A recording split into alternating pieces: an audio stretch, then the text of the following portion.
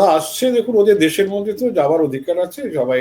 হুম তারপরে ওদের তো নিজেদের বর্ডারটাকে আগে পেরোতে হবে না, নিজেদের বর্ডারটাই সে দেশের যারা বর্ডার গার্ড আছে তারা কি দেবে সেই দেশের বর্ডারটাকে পেরোতে? সেটা হচ্ছে 1 নম্বর দিক।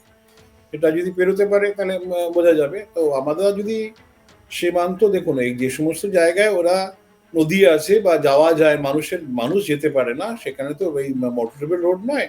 সব মোটরেবল রোডে সেখানে বর্ডার গার্ড, আমাদের দেশে বর্ডার সিকিউরিটি ফোর্স আছে, ওদের বর্ডার গার্ড আছে, ঠিক আছে। ওদের বর্ডার গার্ডই হয়তো এদের আটকে দেবে যদি ছেড়ে দেয়, কিন্তু আমাদের বর্ডারে তো প্রবেশ করতে পারবে না, না বাবা, অত সোজা তো নয়। কি করে ঢুকবে এত গাড়ি নিয়ে, তাই না? আমরা ওদের প্ররোচনায় তো এ করবো না যে ওরা ওদের বর্ডারে থাকলে আমাদের কোনো অসুবিধা নেই, ঢুকতে চায় যে কটা গাড়ি ঢুকবে সব কটাই বাজাতে হবে, যদি ঢুকে পড়ে জোর করে ঢুকে পড়ে। কিন্তু আমাদের বর্ডার যদি মানে তো এ থাকবে, নানান অবস্ট্রাকশন থাকবে, হট করে সেখানে ঢুকতে পারবে বলে মনে হয় না যারা আসছে। এটা একটা মানে সিম্বলিক ওদের প্রোটেস্ট, এটা দেখাবার চেষ্টা করছে সেখানকার মানুষের কাছে, একটা পৌঁছে যাওয়ার চেষ্টা যে ভারত বিদ্বেষ এরকম হচ্ছে, তোমরা সবাই এগিয়ে এসো, আমরা ভারত দখল করব, হ্যাঁ তোমরা এবারে মার্মিতে নাম লেখাও, একসঙ্গে লুটতে হবে, এইসব ভেতরে একটা বার্তা রয়ে গেছে।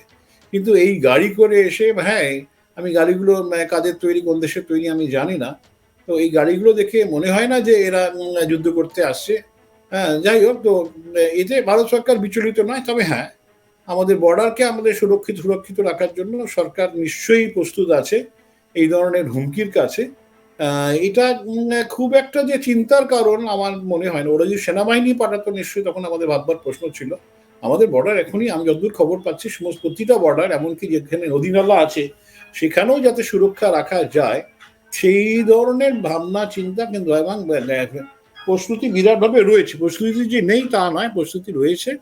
এবং এই ধরনের হটকারিতা করতে গেলে ওরাই বিপদে পড়বে, এবং এটা ওদের লোকাল অডিয়েন্সকে ক্যাটার করার জন্য, এবং ভারতকে বলার চেষ্টা, দেখো আমরা কতটা ঐক্যবদ্ধ। হ্যাঁ এটা ওরা বিএনপি হয়তো এটা করছে, এবং ওদের এটা ইলেকশন ক্যাম্পেইন আপনি ধরে নিতে পারেন, এটা বিএনপি ইলেকশন ক্যাম্পেইন, যাতে করে সে এবং বেশ দেশের কিছু মানুষের কাছে এটা দেখাতে পারে যে আমরা তাহলে ভারত দখলের পথে এগিয়েছিলাম, যাতে এইটা ক্যাম্পেইন করতে পারে।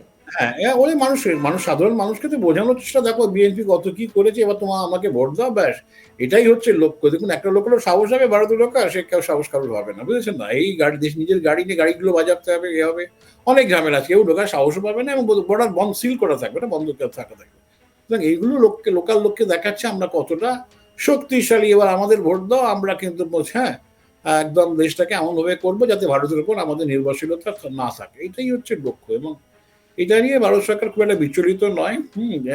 আমরা এটাও দেখেছি যে মিয়ানমারেও একটা ওরা বর্ডারটাতে, যেটা আগে মিয়ানমারের সঙ্গে ছিল সেটা আরাকান আর্মি, তারা দখল নিয়ে নিয়েছে, এবং সেখানেও তাদের একটা বাধা আসতে শুরু করে দিয়েছে। এই আরাকান আর্মি আবার চাইনিজ কন্ট্রোল, এবং এই আরাকান আর্মিটা পুরোটাই থেরচালাবেড়া বুদ্ধিস্ট, এবং এদের সঙ্গে চিটাগাং হেলট্রাকের বুদ্ধিদের সঙ্গে যোগাযোগ থাকার কথা, এবং ওদের একটা ইন্টেনশন থাকবে চট্টগ্রামের দিকে এগোনো। হ্যাঁ এবং চীনও চাইবে যে আরাকানে চট্টগ্রামে ঢুকে পড়ুক, যাতে করে আমেরিকা সেন্ট মার্টিন নেবার জন্য ইন্টারেস্টটা হারায়। যাই হোক, চারিদিক থেকে ওরা কিন্তু বিপদে পড়বে। একদিকে মিয়ানমার বর্ডার, একদিকে ভারতের, ভারত অনেক বেশি প্রিপেয়ার বাংলাদেশের থেকে সামরিকভাবে। আর 3 নম্বর হচ্ছে সবচেয়ে বড় লড়াই করতে হবে, সেটা হচ্ছে যে অর্থনৈতিক দুরবস্থা যেটা আসতে চলেছে, যে ক্রাইসিস আসতে চলছে, সেই ক্রাইসিসকে মোকাবিলা করার সামর্থ্য বাংলাদেশের নেই। সুতরাং যে আর্থিক বিপর্যয় ব্যাপকভাবে আসার সম্ভাবনা আছে, সেইটা ওরা বুঝে উঠতে চাইছেন বা পারছে না।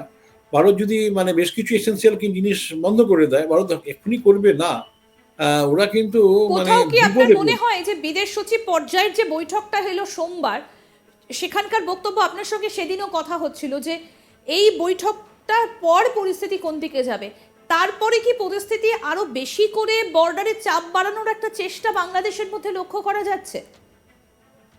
দেখুন পরিষ্কার হচ্ছে, মোহাম্মদ ইউনূস উনি সম্পূর্ণভাবে শেখ হাসিনা বিরোধী, কিছুতেই শেখ হাসিনাকে আসতে দিতে চান না। শেখ হাসিনা ওনার বিরুদ্ধে নানান কেস করেছিলেন, ওনাকে আর্থিক নানান দুর্নীতির দায়ে ওনাকে দোষী করেছিলেন। এখন উনি দেশ ছেড়েও পালিয়েছিলেন মোহাম্মদ ইউনূস। এখন উনি, ওনার বিরাট যোগাযোগ, যেহেতু নোবেল প্রাইজ পেয়েছেন, সুতরাং ওনার যোগাযোগ প্রচুর। ওনার জন্য 100 জন নোবেল লরিয়েট শেখ হাসিনাকে চিঠি লিখেছিল। আমেরিকার ডিপ স্টেটের যারা ডেমোক্র্যাট, তাদের সঙ্গে ডেমোক্র্যাটের সেনেটররাও চিঠি লিখেছিল। বোঝাই যাচ্ছে ওনার কানেকশনসটা হেভি। উনি এখন ক্ষমতায় এসেছেন, এখন চেষ্টা করবেন শেখ হাসিনাকে কতটা জবাব দেওয়া যায়, এবং শেখ হাসিনাকে শেখ হাসিনাকে জবাব দিতে উনি ভারত বিদ্বেষটাকেই বেছে নিয়েছেন। এবং এর ফলে যেটা ঘটার সম্ভাবনা বেশি সেটা হচ্ছে যে উনি হয়তো ভাবছেন এইভাবেই নির্বাচনে জেতা যায়। নির্বাচন যদি ১-১.৫ মাসের মধ্যে নির্বাচন না হয়, পরের নির্বাচন কিন্তু ওনারা ছাড়ছাড়া হয়ে যাবে। কিন্তু যেভাবে জিনিসের দামপত্র বাড়ছে, অরাজকতা তৈরি হচ্ছে, কোনো মানুষ তো অরাজকতা চায় না, শান্তিতে থাকতে চায়।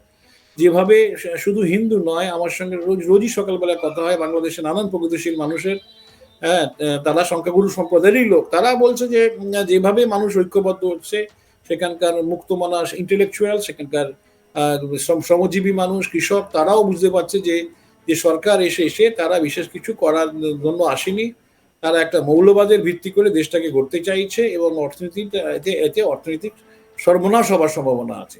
এইটা মানুষ যেদিন বুঝতে পারবে, যত জিনিসের দাম বাড়বে, অস্থিরতা যত আসবে, তত মানুষের বোঝার এটা কি সম্ভাবনা আছে। শেখ হাসিনা বাংলাদেশ থেকে গত আগস্টে ভারতেই এসেছিলেন, ভারতেই তিনি প্রথম আশ্রয় নিয়েছিলেন, সেই কারণে কি উত্তরোত্তর ভারত বিদ্বেষটা আরো বৃদ্ধি পাচ্ছে? হ্যাঁ, শেখ হাসিনার তো মানে অনেকটাই যে তার যে খবরদারি বা তার যে ক্ষমতা, অনেকটাই ভারতকে কেন্দ্রিক করে না। তাই তাই যদি তারা মনে করছে, এবং শেখ হাসিনাও বুঝে গেছেন যে ভারতে না আসলে আমার কোনো বিপদ আছে। সুতরাং শেখ হাসিনার বিরুদ্ধে লড়তে গেলে ভারতের বিরুদ্ধে আগে লড়তে হবে। এবং শেখ হাসিনাকে ভারত রেখে দিয়েছে, ফেরত দিচ্ছে না। মাঝে মধ্যেই শোনা যাচ্ছে উনি আবার ফেরত আসবেন। তারপরে কি করে আসবেন ভারতের সহযোগিতা ছাড়া? এইটাই ওরা ভাবছে। ওরা ভাবছে যে ভারত ওনাকে বসিয়েই ছাড়বে। ভারত সরকার কিছু তারা জানায়নি, তারা বলছে বাসিন্দার সঙ্গে আমাদের বন্ধুত্ব ছিল, হ্যাঁ, তিনি বিপদে পড়েছেন, আমাদের, হ্যাঁ, বন্ধুত্বকে আমরা কখনো ফেলি না, প্রকৃত বন্ধুত্ব আমরা ফেলি না, সেই কারণেই ওনাকে থাকতে দিয়েছি।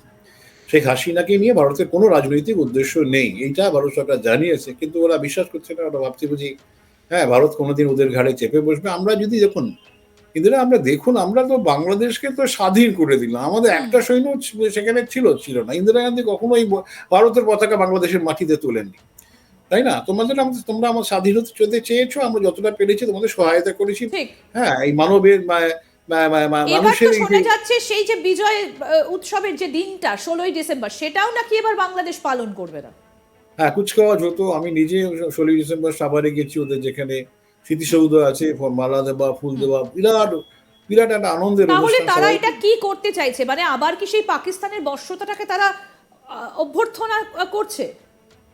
এখন বোঝা যাচ্ছে যে পাকিস্তানকে সন্তুষ্ট করা, নিঃসন্দেহে আইএসআই এর পয়সা এসেছে, এবং আইএসআই যে মদস্পুষ্ট যে সমস্ত জঙ্গি সংগঠনগুলো, তাদের পয়সা নিঃসন্দেহে তারা পেয়েছে। তাদেরকে খুশি করার চেষ্টা। তারা একসময় পাকিস্তান থেকেই বেরিয়ে আসা, উর্দু আধিপত্যবাদের বিরুদ্ধেই তাদের সে লড়াই